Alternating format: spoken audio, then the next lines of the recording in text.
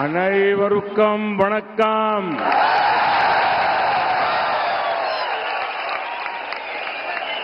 My namaskar to Nellai Appar and Kantimati Amma. I request their blessings to help us serve the people of Tamil Nadu and the whole country. I'm very happy to be with all of you in Nellai. Just like Tirunelveli Halwa, the people of the district and their affection is also very, very sweet. அனைவருக்கும் வணக்கம். நெல்லை மண்ணில அருளாசி கொடுத்துக்கிட்டு இருக்க நெல்லை அப்பருக்கும் காந்திமதி அம்மைக்கும் என்னுடைய பணிவான வணக்கத்தை தெரிவித்து இந்த நாட்டுக்காக உழைக்கும் நல்லாசிகளை எனக்கு தர வேண்டும் என்று வேண்டுகிறேன். நெல்லையில் உங்களை எல்லாரும் பார்த்ததுல எனக்கு ரொம்ப சந்தோஷம். ஏன்னா நெல்லை மக்கள் நீங்கள் எல்லாம் திருநெல்வேலி அல்வா மாதிரி ரொம்ப இனிமையாவும் ரொம்ப இலகிய மனதோடையும் இருக்கிறவர்கள். உங்களை சந்தித்ததில் எனக்கு மிக்க மகிழ்ச்சி. साथियों, कल मैं तिरुपुर और मदुरई में था और आज मुझे तिरुनेलवेली आने का सौभाग्य मिला है. इन सभी स्थानों पर मुझे एक बात कॉमन दिखी. बच्चे, बूढ़े, नौजवान, महिलाएं, गरीब, मिडिल क्लास, तमिलनाडु का हर वर्ग, हर समाज आज पूरे विश्वास के साथ बीजेपी के साथ डट करके खड़ा हुआ नजर आता है. तमिलनाडु के लोग बीजेपी को बड़ी आशाओं से देख रहे हैं. लोग देख रहे हैं कि कैसे बीजेपी ने देश में संवेदनशीलता और सामाजिक न्याय की सकारात्मक राजनीति को आगे बढ़ाया है. तमिलनाडु का ये असीम प्रेम, ये विश्वास हमारे लिए एक बहुत बड़ी जिम्मेदारी है और बीजेपी इस जिम्मेदारी को पूरा करने में आपके विश्वास पर खरा उतरने कोई भी कमी नहीं छोड़ेगी. ये भरोसा मैं आपको देने के लिए आज आपकी धरती पर आया हूं. ये मोदी की गारंटी है. நண்பர்களே, இது மோடியின் கேரண்டி. நண்பர்களே, நேத்துக்கு நான் திருப்பூர் போயிருந்தேன், மதுரை போயிருந்தோம். இன்னைக்கு திருநெல்வேலிக்கு வரக்கூடிய மிகப்பெரிய பாக்கியம் கிடைச்சிருக்கு. ஆனா இந்த எல்லா இடத்துலயும் உங்களை பார்க்கும்போது எனக்கு ஒரு பொதுவான ஒரு பண்பு தெளிவாக தெரியுது. தமிழகத்துல குழந்தைகளாகட்டும், முதியவர்களாகட்டும், இளைஞர்களாகட்டும், பெண்களாகட்டும், ஏழை நடுத்தர குடும்பத்தினராகட்டும், இப்படி எந்த பிரிவினராக இருந்தாலும் பாரதிய ஜனதா கட்சியின் மீது மிகப்பெரிய நம்பிக்கையை வைத்திருக்கிறார்கள். தமிழக மக்களோட அந்த நம்பிக்கையை பாரதிய ஜனதா கட்சி கண்டிப்பாக காப்பாற்றும். அவங்க நம்மளுடைய சமூக நீதி எப்படி பண்றோம், உண்மையான நேர்மறையான அரசியலை எப்படி பண்றோம் என்பதை கவனித்துக் கொண்டிருக்கிறார்கள். உங்க நம்பிக்கையெல்லாம் முழுவதுமாக பாரதிய ஜனதா கட்சி நிறைவேற்றும் என்ற உறுதிமொழியை இன்று இந்த திருநெல்வேலியில் உங்கள் முன்னால் வைக்கிறேன். இது மோடியின் கேரண்டி. साथियों, तमिलनाडु के लोग भविष्य से कदम मिलाकर चलने वाले लोग हैं। तमिलनाडु की पहचान टेक्नोलॉजी से होती है, नई सोच से होती है।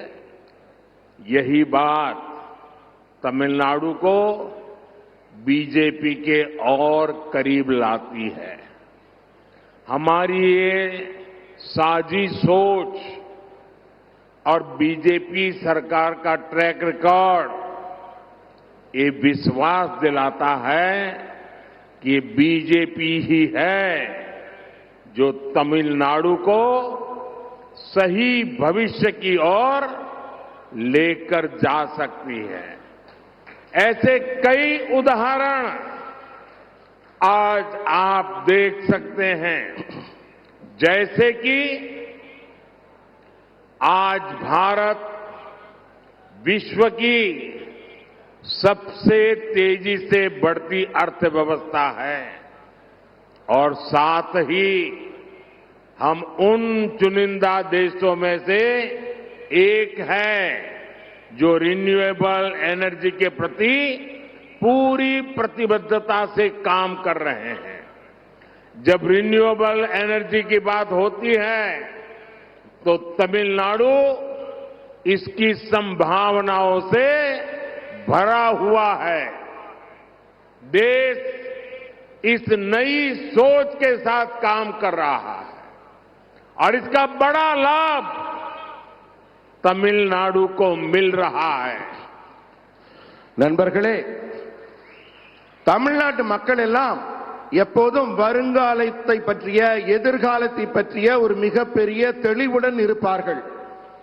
அதுக்கு முக்கிய காரணம் அவர்களுடைய தொழில்நுட்ப அறிவில் அவங்க மிகச் சிறந்தவர்களாக இருக்கிறார்கள். இதுதான் தமிழகத்தை பாரதிய ஜனதா கட்சியோட இப்பெல்லாம் நெருக்கமாக்குது. ஏன்னா பாரதிய ஜனதா கட்சியுடைய அணுகுமுறையும் சித்தாந்தமும் தமிழக மக்களின் எண்ணத்தோடு மிகவும் ஒத்து போகிறது, ஒன்றுபடுகிறது. எதிர்காலத்தை நோக்கிய பாரதிய ஜனதா கட்சியின் சிந்தனையும் மக்களின் சிந்தனையும் ஒன்றுபடுவதால் தமிழக மக்களுக்கு பாரதிய ஜனதா கட்சியின் மேல் புது நம்பிக்கையை ஏற்படுத்தி இருக்கிறது. இந்த மாதிரி நிறைய உதாரணம் நான் சொல்லலாம். இது போல இன்னைக்கு இந்தியா வேகமாக வளர்ற பொருளாதாரத்தை கொண்டிருக்கிறது. மேலும் இந்த எரிசக்தியில புதுப்பிக்கத்தக்க எரிசக்தின்னு சொல்றாங்க இல்லையா, அந்த எரிசக்தி துறையில வெளிநாடுகளோட இந்தியாவும் போட்டி போட்டு முன்னேறுது. இந்த புதுப்பிக்கத்தக்க எரிசக்தியை பொறுத்த வரைக்கும் தமிழ்நாடு மிகப்பெரிய வளர்ச்சியை நோக்கி சென்று கொண்டிருக்கிறது. அந்த வளங்கள் எல்லாம் தமிழகத்தில் இருக்கிறது. இந்த நாடு புதிய சிந்தனையோடு செயல்படுகிறது. தமிழ்நாடும் இந்த புதிய சிந்தனையின் வளர்ச்சியில் மிகப்பெரிய பங்கு வகிக்கப் போகிறது. साथियों, एक और बदलाव है जिसे आज तमिलनाडु के भाई बहन देश के बाहर भी महसूस कर रहे हैं। ये बदलाव है दुनिया में भारत का बढ़ता कद, भारत का बढ़ता सम्मान। पूरे विश्व में फैले तमिल कम्युनिटी के लोग जब देखते हैं कि उन्हें भारतीय होने की वजह से सम्मान की नजर से देखा जाता है तो उनका विश्वास मजबूत होता है कि केंद्र सरकार सही काम कर रही है। ये बदलाव देश की स्थिर, विकासशील और मजबूत बीजेपी की सरकार से ही आया है। इसलिए तो आज तमिलनाडु बीजेपी से इतनी तेजी से जुड़ रहा है। நண்பர்களே, உங்களுக்கெல்லாம் ஒரு உதாரணம் சொல்றேன். நீங்க எல்லாம் வெளிநாடுகளுக்கு தமிழ்நாட்டு சகோதர சகோதரிகள் எல்லாம் போறீங்க இல்லையா? அப்ப போகும்போது வெளிநாட்டுல உங்களை எல்லாம் என்ன மரியாதையோட பாக்குறாங்கிற பார்வையில ஒரு மாற்றம் வந்திருக்குதானே? இந்தியர்களை அவங்க வியப்போடும் பெரிய மரியாதையோடும் பாக்குறாங்க தானே? அந்த பெருமை தமிழக மக்களுக்கும் கிடைத்துக் கொண்டிருக்கிறது. உலகில் உள்ள சமுதாய மக்கள் எல்லாம் இந்தியர்களை இவ்வளவு பெருமையாக பார்க்கிறார்கள் என்பதே மத்திய அரசு சிறப்பாக செயல்பட்டு கொண்டிருக்கிறது என்பதற்கு சாட்சி. இந்த மாற்றம் நிலையான உறுதியான வளர்ச்சியை நோக்கிய மாற்றம் என்பதை உணர்ந்து கொண்ட தமிழக மக்கள் இப்ப பாரதிய ஜனதா கட்சியை தேர்ந்தெடுத்து அதன் பின்னே வர தொடங்கி இருக்கிறார்கள். साथियों, भाजपा सरकार में पहली बार दिल्ली से तमिलनाडु की दूरी इतनी कम हुई है। आज गरीब, किसान, महिला और युवा उनसे जुड़ी हर योजना का लाभ भारत के दक्षिणी कोने तक पहुंच रहा है। बीजेपी सरकार कैसे काम करती है, आज तमिलनाडु खुद इसका गवाह है। 5 साल पहले तमिलनाडु के सिर्फ 21 लाख ग्रामीण घरों में नल से जल आता था। 20 लाख। आज जल जीवन मिशन के कारण 1 करोड़ से ज्यादा ग्रामीण घरों में नल से जल पहुंचता है। सब जानते हैं कि कैसे घर तक पानी न आने से सबसे ज्यादा तकलीफ घर की महिलाओं को उठानी पड़ती थी, लेकिन घर घर नल पहुंचने से उसने जीवन को आसान कर दिया है। आज तमिलनाडु की 40 लाख से ज्यादा महिलाओं के घर तक, उनके किचन तक उज्ज्वला योजना का सिलेंडर पहुंच रहा है। इससे उन्हें धुएं से मुक्ति मिल गई है।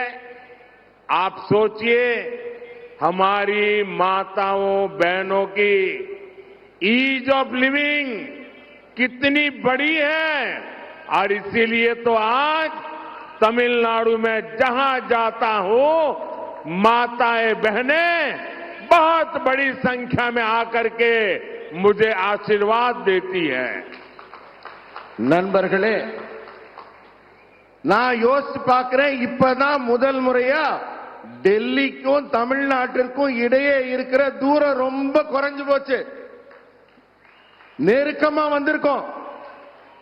இன்னைக்கு ஏழைங்க, விவசாயிங்க, பெண்கள், இளைஞர்கள், இப்படி ஒவ்வொருத்தருக்கான திட்டத்தின் பலன்களும் தமிழ்நாட்டின் மூலை முடுக்கெல்லாம் தென் தமிழக மக்களுக்கெல்லாம் சென்று கிடைத்திருக்கிறது.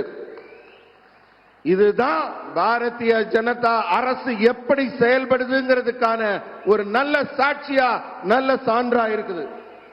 5 ஆண்டுக்கு முன்னாடி தமிழ்நாட்டில் கிராமப்புற வீடுகளில் இருந்த குடிநீர் திட்டம் குழாய் எவ்வளவுன்னா வெறும் 21 லட்சம். ஆனா இப்ப நம்ம அரசு 1 கோடி வீடுகளுக்கும் மேல கிராமப்புற வீடுகளுக்கு குடிநீர் குழாய் இணைப்பு கொடுத்திருக்கோம்.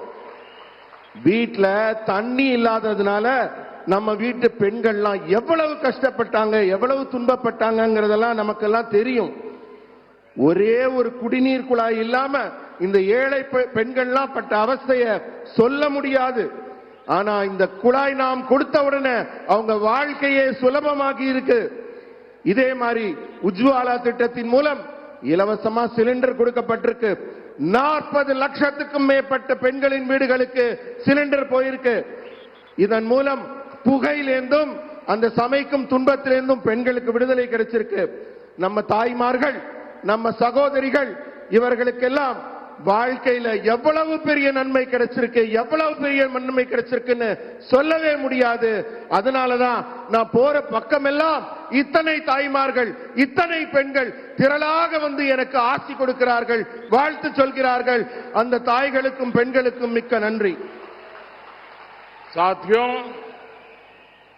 आज अगर देश 100 कदम आगे बढ़ता है तो तमिलनाडु भी उतनी ही तेजी से आगे बढ़े, ये मोदी का संकल्प है।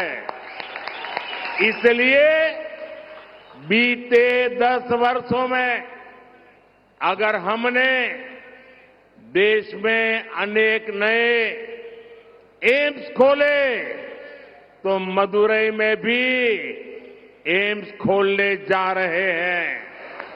आज अगर देश में हर गरीब को 5 लाख रुपए तक के मुफ्त इलाज की गारंटी मिल रही है तो उसमें 50 लाख से ज्यादा लाभार्थी हमारे तमिलनाडु के भाई बहन हैं। और ये सेवा हम तब कर रहे हैं जब राज्य में ऐसी सरकार है जो हमें तमिलनाडु के हित के लिए भी सहयोग करने के लिए तैयार नहीं है। इसलिए तमिलनाडु के विकास की विरोधी राज्य सरकार से ऐसे विकास विरोधी राजनीतिक दल से आप सबको सतर्क रहने की जरूरत है। अब उनसे हिसाब मांगने की जरूरत है।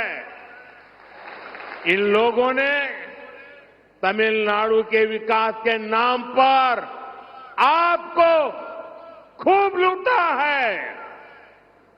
इतना ही नहीं, आपके बच्चों के भविष्य को उन्होंने गहरे गड्ढे में डाल दिया है। और अब मैं आपको गारंटी देता हूं, मैं आपके बच्चों के भविष्य को बर्बाद नहीं होने दूंगा। मोदी ऐसा नहीं होने देगा। और ये भी मोदी की गारंटी है। इधर मोदी न गारंटी। நண்பர்களே, साथियों, तमिलनाडु की इस धरती का भगवान श्री राम के साथ जो संबंध है वो दुनिया जानती है।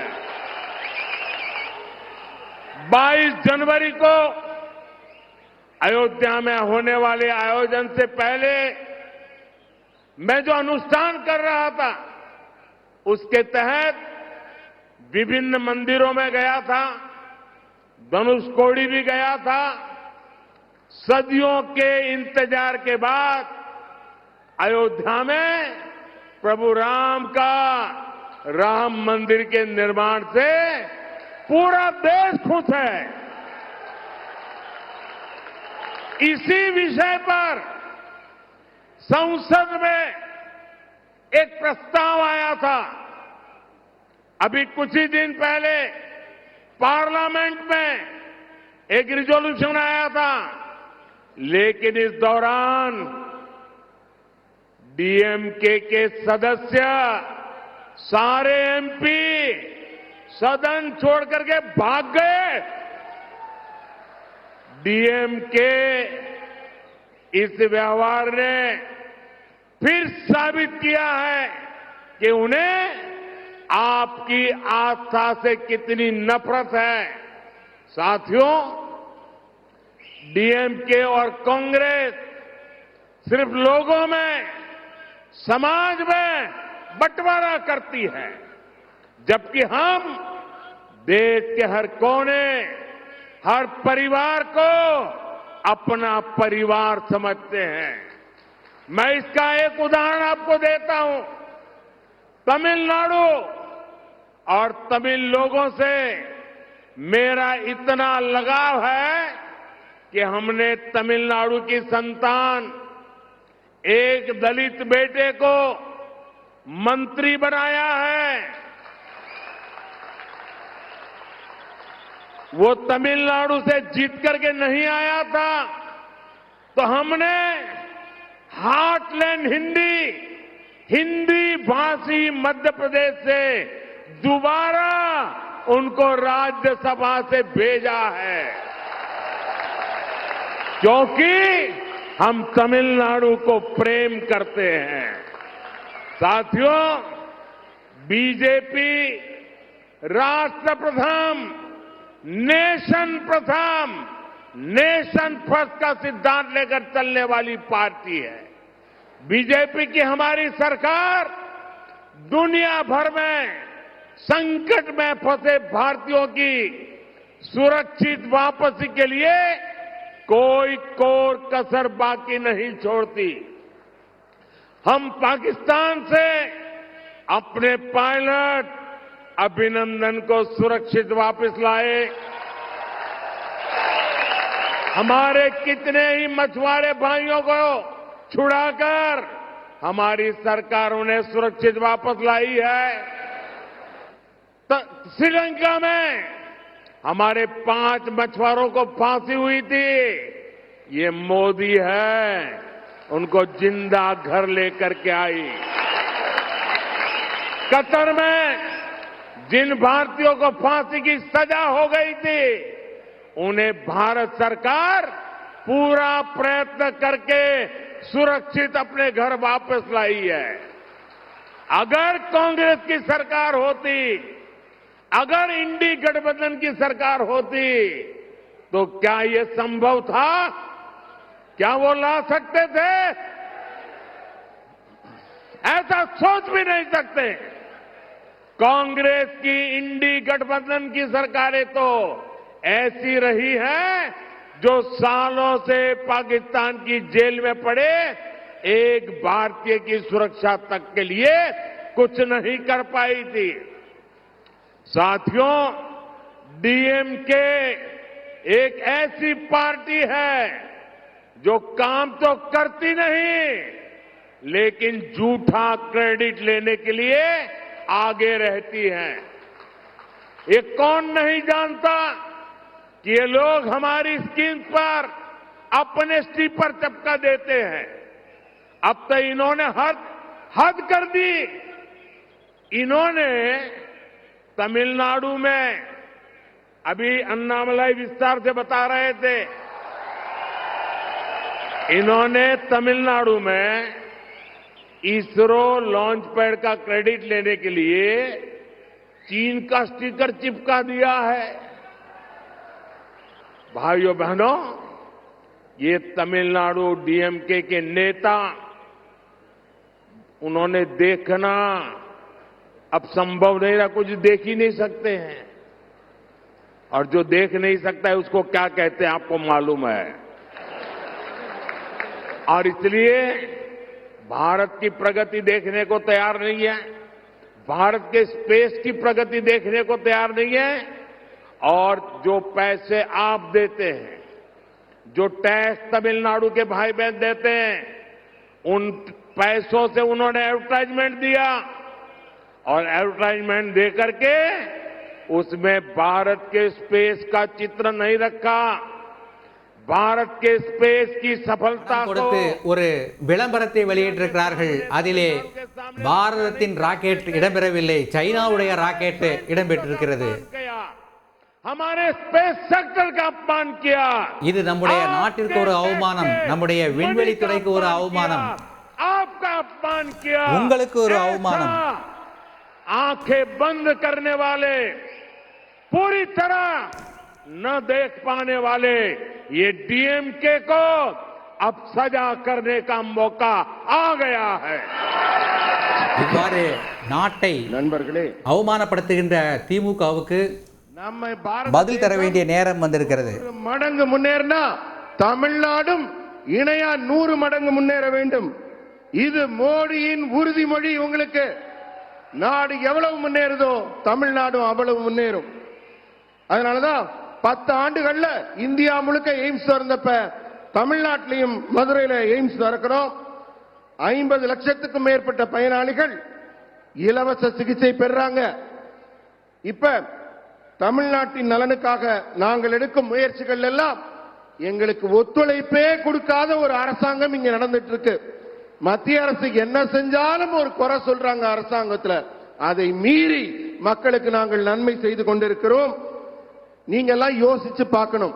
இவங்க ஏன் நாட்டின் வளர்ச்சியை தடுக்கிறாங்க? திட்டங்களை ஏன் தடுக்கிறாங்க? மத்திய அரசு கொடுக்கக்கூடிய மக்கள் நலத்தை எல்லாம் தடுக்க வேண்டும், இதை கெடுக்க வேண்டும் என்ற எண்ணம் ஏன் இந்த மாநில அரசுக்கு இருக்குன்னு நீங்க எல்லாம் யோசிச்சு பார்க்கணும்.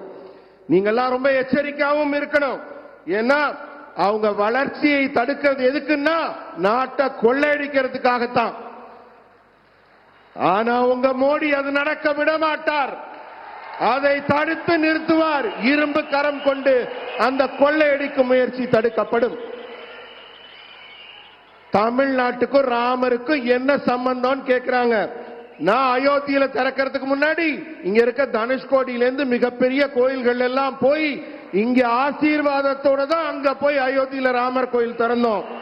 ஜனவரி 12 மொத்த தேசமும் மகிழ்ச்சி அடைந்தது ராமர் கோயில் திறந்தோன்னு. ஆனா பாராளுமன்றத்தில் ஒரு ரெசல்யூஷன் கொண்டு வரப்ப உங்க திமுக எம்எல்ஏக்கள், தமிழகத்தின் திமுக எம்எல்ஏக்கள் வெளிநடப்பு செஞ்சு போறாங்க. அது அவங்களால ஏற்க முடியல. அவங்க இதன் மூலம் என்ன நிரூபிக்கிறாங்க? உங்களுடைய நம்பிக்கையை அவர்கள் எதிர்க்கிறோங்கிறத நிரூபிக்கிறாங்க. அவங்க வெறுப்பு அரசியலை பரப்புகிறார்கள்.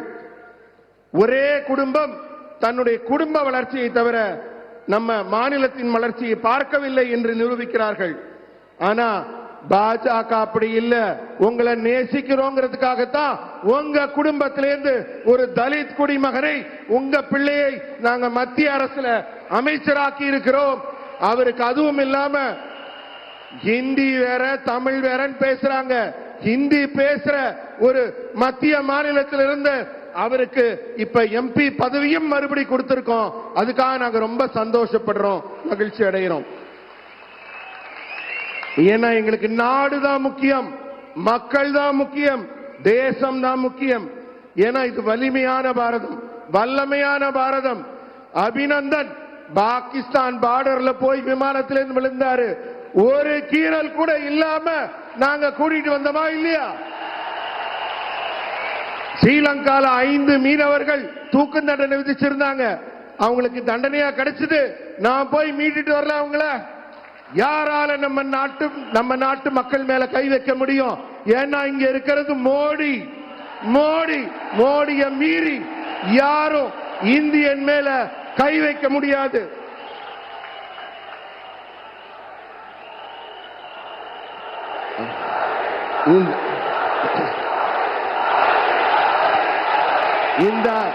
இந்த அரசுகளை எல்லாம் திருத்த வேண்டிய காலம், இந்த அரசுகளை எல்லாம் மாற்ற வேண்டிய காலம். டிஎம்கே பொய் வேஷம் போடுது, டிஎம்கே பிரிச்சாலும் சூழ்ச்சி பண்ணுது. இதையெல்லாம் நம்ம தெளிவா பார்க்க முடியுது. ஆனா இனிமே டிஎம்கேவை பார்க்க முடியாது. இனிமே டிஎம்கே இங்க இருக்க முடியாது. ஏன்னா இங்க அண்ணாமலை வந்துட்டார், உங்க கூட அண்ணாமலை இருக்கார். இனிமே டிஎம்கேவை நீங்க எங்க தேடினாலும் கிடைக்காது. காசு பணம் சம்பாதிக்க உங்களுடைய நம்பிக்கையை, உங்களோட மொழியை, உங்களுடைய இனத்தை சிறுபான்மைப்படுத்தி அதை கேவலப்படுத்தி அந்த நம்பிக்கையை எதிர்க்கிற திமுக முற்றிலுமாக இங்கிருந்து அகற்றப்படும்.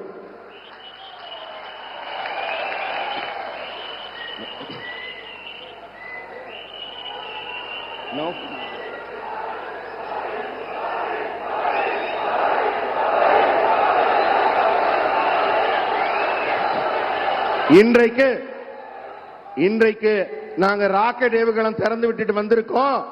அதுல நீங்க பாத்தீங்கன்னா திமுக ஒரு விளம்பரம் போட்டிருக்கு. என்ன போட்டிருக்காங்க? சைனாவோட கொடி போட்டு சைனாவோட ராக்கெட் படத்தை போடுறாங்க.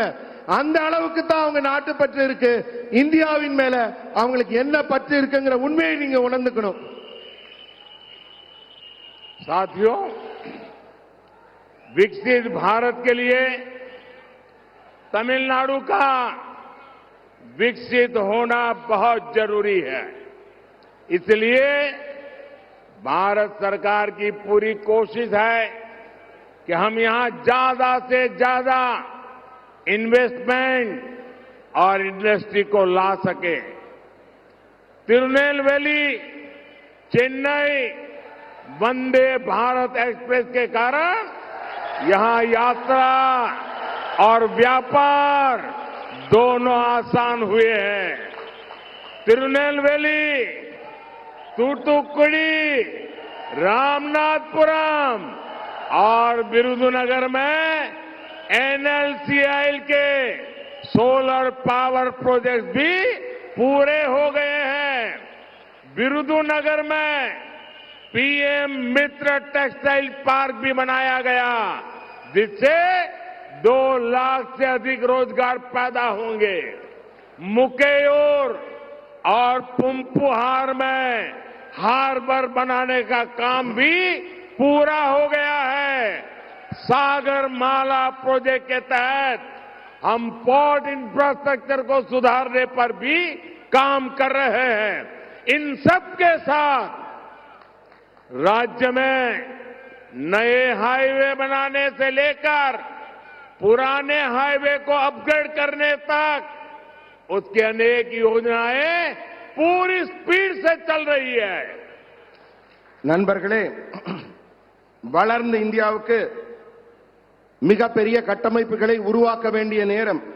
வளர்ச்சி அதனால மிக முக்கியமானது, தொடர்ந்து நடைபெற்றுக் கொண்டே இருக்க வேண்டும்.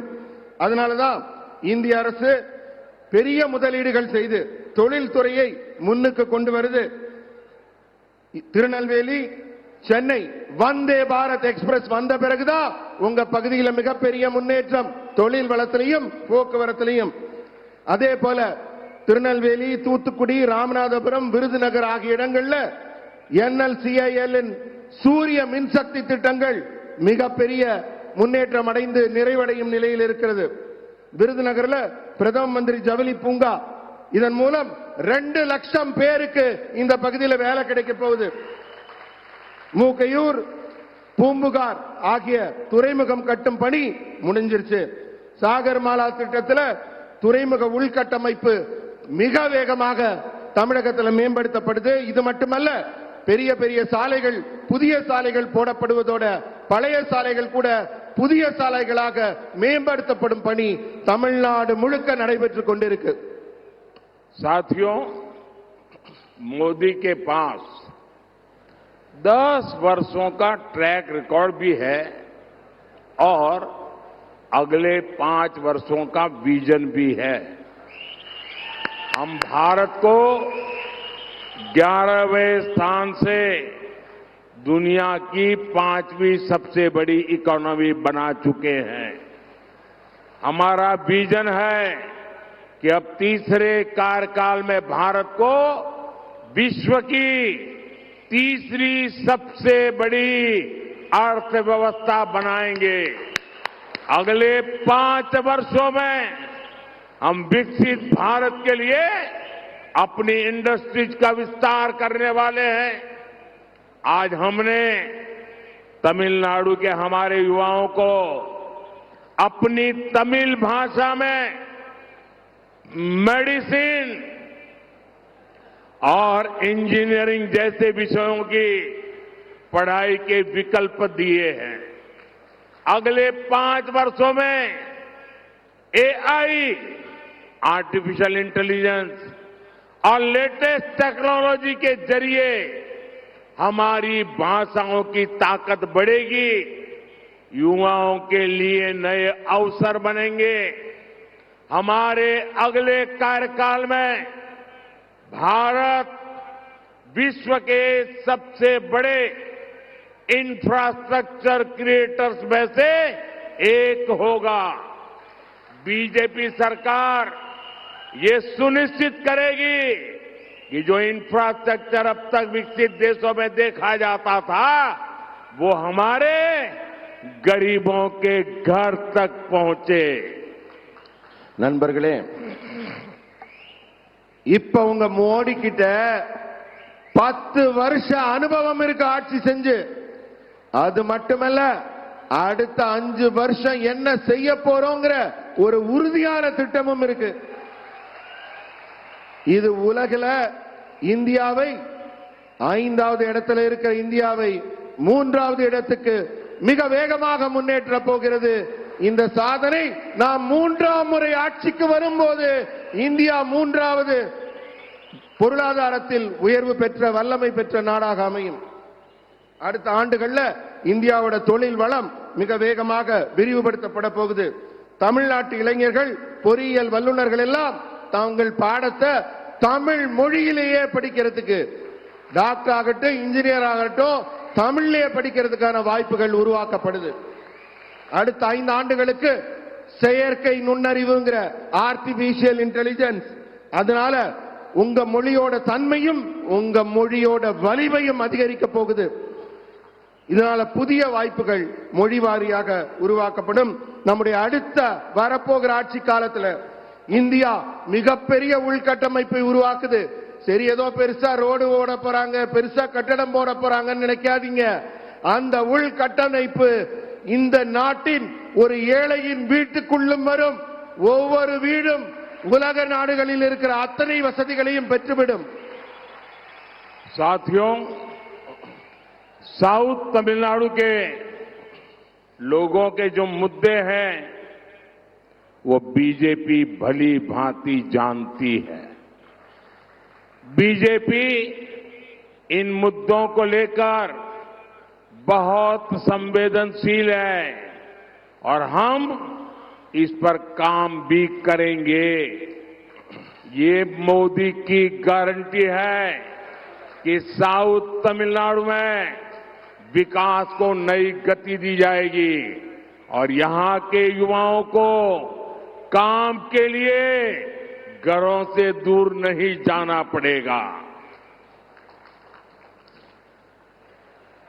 நண்பர்களே, தென்னிந்திய மக்கள் சந்திக்கும் பிரச்சனைகள் எல்லாம் பாரதிய ஜனதா கட்சிக்கு ரொம்ப நல்லா தெரியும். நான் உங்களை எல்லாம் கூர்ந்து நோக்கிட்டு இருக்கேன். இந்த விவகாரங்கள்ல எங்களுடைய உணர்வுகள் மிக தெளிவாக உங்க மனசோட ஒத்து போகுது. அதனால உங்களுக்கு என்ன தேவையான நன்மைகளோ அதை பாரதிய ஜனதா கட்சி கண்டிப்பாக செய்யும். தமிழகத்தின் வளர்ச்சிக்கு புதிய உத்வேகம், புதிய வேகம், புதிய மலர்ச்சி கிடைக்கும். இங்க இருக்க இளைஞர்கள் எல்லாம் வீட்டை விட்டு வெளியில போக வேண்டாம். அவங்க உட்கார்ந்த இடத்துல இருந்து இந்த செயற்கை நுண்ணறிவு புதிய உத்வேகத்தில் கிடைக்கக்கூடிய திட்டங்கள் மூலமாக மிகப்பெரிய பலனை அடைவார்கள். இதுவும் உங்க மோடியின் கேரண்டி. साथियों, 2024 के 24 के चुनाव में एक तरफ विकास और विजन की बात करने वाली बीजेपी है, वहीं दूसरी ओर डीएमके और कांग्रेस जैसी पार्टियां हैं. ये सरकार में इसलिए आना चाहते हैं ताकि अपने परिवार को आगे बढ़ाए, अपने परिवार की जेब भरे. इनसे पूछिए कि तमिलनाडु के विकास के लिए वे क्या करेंगे. ये बोलेंगे पता नहीं है, लेकिन इनसे पूछ लीजिए कि इनकी पार्टी का अध्यक्ष अगला कौन बनेगा, तो ये बात इन्हें जरूर पता होगी, क्योंकि परिवार से ही कोई न कोई अध्यक्ष बनेगा. इन पार्टियों को देश से भी बड़ा अपना परिवार लगता है. ये परिवारवादी पार्टियां तभी तक सफल हो सकती है जब तक कि ये समाज को बांटते रहे. इसलिए हर दिन ये लोग ऐसे नए तरीके खोजते हैं कि लोग बंटे और एक दूसरे से नफरत करें. लेकिन तमिलनाडु वो भूमि है जिसने हमेशा समाज को नई दिशा दिखाई है. और अभी अन्नामलाई ने इस भूमि में कैसे कैसे महापुरुष हो गए, कैसे महान स्वातंत्र सेनानी हो गए, उसका विस्तार से वर्णन किया. तमिलनाडु वो धरती है जहां राष्ट्र को जोड़ने वाले वीर सपूतों का जन्म हुआ है. यहां एमजीआर जैसे विजनरी ने विकास की राजनीति को नई ऊंचाई पर पहुंचाया था। मुझे ये विश्वास है कि तमिलनाडु अपने परिवार के लिए काम करने वालों को जरूर नकारेगा, हटाएगा। इस बार तमिलनाडु उनका साथ देगा जिन्होंने गरीब परिवारों के लिए काम किया है। मुझे विश्वास है इस बार तमिलनाडु सिर्फ अपने बच्चों का भविष्य बनाने वालों को नकारेगा। ये देखिए, ये डीएमके वाले क्या कर रहे हैं। पहले जो डीएमके के नेता थे वो अपने बेटे को मुख्यमंत्री बनाने के लिए जिंदगी भर लगे रहे। अब जो मुख्यमंत्री है वो अपने बेटे को मुख्यमंत्री बनाने में लगे हुए हैं। ये सारे डीएमके वाले अपने बच्चों को सेट करने में लगे हैं और आपका भविष्य अपसेट करने में लगे हैं। वे उनके बच्चों का भाग्य बनाना चाहते हैं और मोदी आपके बच्चों का भाग्य बनाने की गारंटी लेके आया है। तमिलनाडु इस बार उस बीजेपी को आशीर्वाद देगा जिन्हें आपके बच्चों के भविष्य की चिंता है। நண்பர்களே, 2024 தேர்தல்ல ஒரு பக்கம் வளர்ச்சியையும் தொலைநோக்கு பார்வையும் முன்னெடுத்துக் கொண்டு பாரதிய ஜனதா கட்சி ஒரு பக்கம் நின்னுச்சு. இப்ப திமுகவும் காங்கிரசும் இதுக்கு எதிர்பக்கத்தில் நிக்கிறது. அதனால அவங்க ஆட்சி அதிகாரத்துல மட்டும் சேர்ந்து அதுல சம்பாதிக்கணும்னு நினைக்கிறாங்க. அவங்க குடும்பம் மீண்டும் ஆட்சிக்கு வரணும்னு நினைக்கிறாங்க. அவங்க குடும்ப உறுப்பினர்கள் ஆட்சி அதிகாரத்துல வரணும்னு நினைக்கிறாங்க. தமிழ்நாட்டின் வளர்ச்சிக்கு என்ன செய்வீங்கன்னு கேட்டு பாருங்க, அவங்கள்ட்ட பதில் இருக்காது. ஆனா அடுத்து யாரு இங்க சிஎம் ஆக போறீங்க, அடுத்து யாரு மினிஸ்டர் ஆக போறீங்கன்னு அவங்களை கேட்டு பாருங்க, நல்லா தெரியும். ஏன்னா அப்பாக்கு அப்புறம் பிள்ளை, பிள்ளைக்கு அப்புறம் அவங்க பிள்ளைன்னு வம்சாவளி அரசியலை அவர்கள் முன்னெடுக்கிறார்கள். அடுத்த கட்சி தலைவர் யாருன்னு அவங்களுக்கு நல்லா தெரியும். ஆனா இந்த கட்சிகள் எல்லாம் தன் நாட்டை விட தான் குடும்பத்தை தான் முக்கியம் நினைக்கிறாங்க. மக்களை யாரும் முக்கியமா நினைக்கல, உங்க நன்மையை யாரும் முக்கியமா நினைக்கல. எனவே ஒவ்வொரு நாளும் அவங்க என்ன நினைக்கிறாங்க, மக்களை டிவைட் அண்ட் ரூல், பிரிச்சு ஆளணும். ஏதாவது ஒரு பிரச்சனை மூலமா மொழியோ இனமோ சாதியோ ஏதாவது ஒண்ணு சொல்லி உங்களை பிரிச்சு பிரிச்சு வைக்கணும், ஒரு சண்டைகள் உருவாக்கணும். இதுதான் அவங்க எண்ணம், நோக்கமா இருக்கு. தேசத்தை ஒன்றுபடுத்த வேண்டும் என்ற எண்ணம் அவர்களுக்கு இல்லை. ஆனால் அவர்கள் எண்ணம் ஈடேறப் போவதில்லை.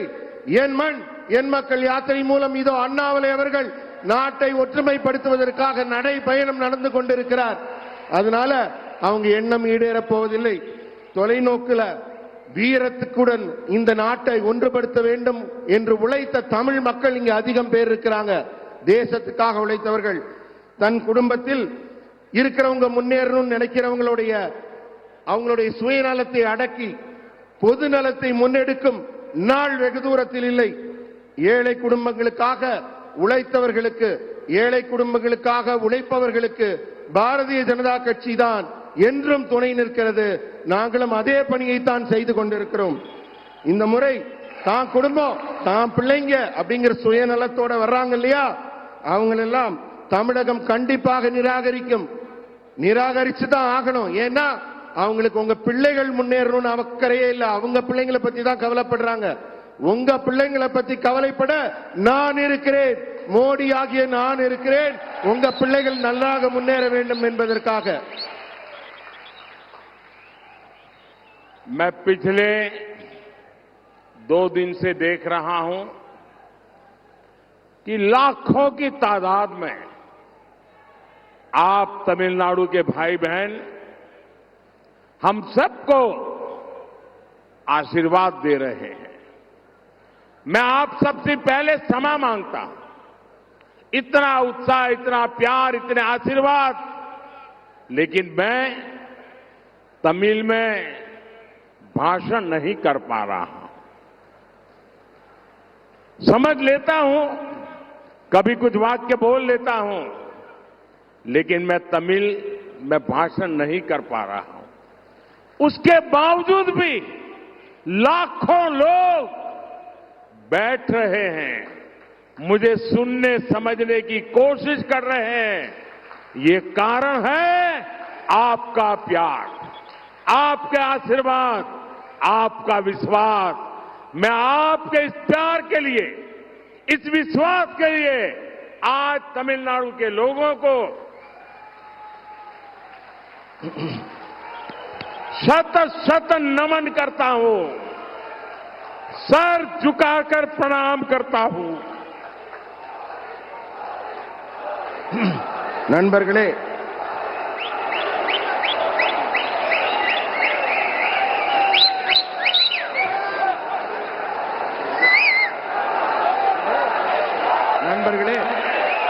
அமைதி. நான் உங்க முன்னாடி நிக்கிறேன். உங்க தமிழ் மொழியில பேச முடியவில்லையே என்ற ஏக்கம் எனக்கு அதிகமாக இருக்கு. அப்பப்ப ஒரு சில வார்த்தைகள் பேசுறேன், ஆனாலும் முழுமையா தமிழ்ல பேசலையே, என் பேச்செல்லாம் உங்களுக்கு புரியுற மாதிரி பேச முடியலையேங்கிற ஏக்கம், ஒரு வருத்தம் எனக்குள்ள இருக்கு. ஆனாலும் இத்தனை பேர், இத்தனை ஆயிரம் பேர் என் முன்னாடி உட்கார்ந்து இருக்கீங்க. என்னுடைய ஒவ்வொரு சொல்லும் புரியாவிட்டாலும் என் மனசை புரிஞ்சுக்கிட்டு, என் உள்ளத்தை புரிந்து கொண்டு நீங்க எதிரில் உட்கார்ந்து இருக்கீங்க. உங்களுடைய இதயத்தை, நீங்க எல்லாம் என் மேல வச்சிருக்க நம்பிக்கையை நான் 2 கை எடுத்து கும்பிடுறேன். உங்களை வணங்குறேன், உங்களை தனி வழங்கி கும்பிடுறேன். நீங்க எல்லாம் எனக்கு ஆசி கொடுங்க, எனக்கு வாழ்த்து கொடுங்க, என்னை வாழ்த்துங்கள், எனக்கு ஆசி கொடுங்கள்.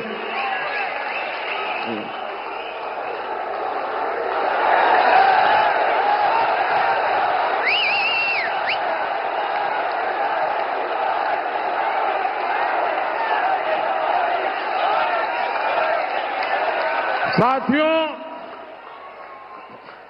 आज विपक्ष के नेता भी ये कहने लगे हैं कि बीजेपी और एनडीए इस बार पिछले चुनाव का रिकॉर्ड तोड़ने वाले हैं। अब की बार मोदी सरकार, अब की बार मोदी सरकार, अब की बार 400 पार, अब की बार 400 पार, अब की बार 400 पार। निश्चित ही लोगों में बीजेपी के प्रति अभूतपूर्व विश्वास है। हम विश्वास को बड़ी जीत में बदलने के लिए अभी भी हमें बहुत काम करना है। हमें हर घर तक, हर बूथ तक अपने तीसरे टर्म का विजन पहुंचाना है। इसका मतलब है कि आपको हर घर जाकर ये बताना होगा कि मोदी ने तिरुनेलवेली आकर उनका आशीर्वाद मांगा है। मैं तमिलनाडु के मेरे साथी कार्यकर्ताओं को, आप सबको ये जिम्मेदारी देकर जा रहा हूं। जितनी मेहनत आप करेंगे, उससे ज्यादा मेहनत मैं करूंगा। हम मिलकर तमिलनाडु को आगे बढ़ाएंगे। इसी संकल्प के साथ मैं फिर एक बार, ये मेरा सौभाग्य है कि तमिलनाडु मुझे इतना प्यार कर रहा है, इतने आशीर्वाद दे रहा है। நண்பர்களே, இப்ப எதிர்க்கட்சியில் இருக்கவங்களுக்கெல்லாம் கூட தெளிவா தெரிஞ்சிருச்சு. ஏன்னா அடுத்து 3வது முறையா ஆட்சி அமைக்க போறது பாரதிய ஜனதா கட்சி தான் என்று எல்லாரும் பேச தொடங்கிட்டாங்க. மக்கள் முன்ன எப்போதும் இல்லாத அளவுக்கு பாரதிய ஜனதா கட்சி மீது நம்பிக்கை வைத்திருக்கிறார்கள். இந்த நம்பிக்கை மாபெரும் வெற்றியாக நம்ம எல்லாம் நிறைய வேலை செய்யணும். வெறும் இந்த நம்பிக்கை வெற்றியை தந்துவிடும் என்று நாம வீட்டுக்குள்ள இருக்க முடியாது. நீங்க எல்லாரும் ஒவ்வொரு வீடா போகணும், ஒவ்வொரு பூத்துக்களா போகணும், மக்களிடம் பேச வேண்டும், அவர்களை பாரதிய ஜனதா கட்சிக்கு தாமரைக்கு வாக்களிக்க செய்ய வேண்டும். அப்படி செய்தால்தான் நமக்கு நம்ம எதிர்பார்க்கிற மாபெரும் வெற்றி 400 சீட்டுகளுக்கு மேலான வெற்றி நமக்கு கிடைக்கும். அந்த வெற்றிக்கான ஆசிகளை, வாழ்த்துக்களை திருநெல்வேலியை இங்கே இருக்கிற தெய்வங்கள், முன்னோர்கள், மக்களாகிய உங்களிடத்தில் நான் கேட்டு பெறுகிறேன். உங்க ஆசிகளை நான் பெற்றுக்கொண்டு ஒரே ஒரு விஷயத்தை சொல்றேன், ஒரு உறுதிமொழியை உங்களுக்கு சொல்றேன். நீங்க எல்லாம் வீடு வீடாக போய் வெற்றிக்கு எத்தனை மடங்கு உழைக்கிறீர்களோ அதை விட ஒரு மடங்கு கூடுதலாக நான் உங்களுக்காக உழைப்பேன் என்ற உறுதிமொழியை உங்களுக்கு தந்து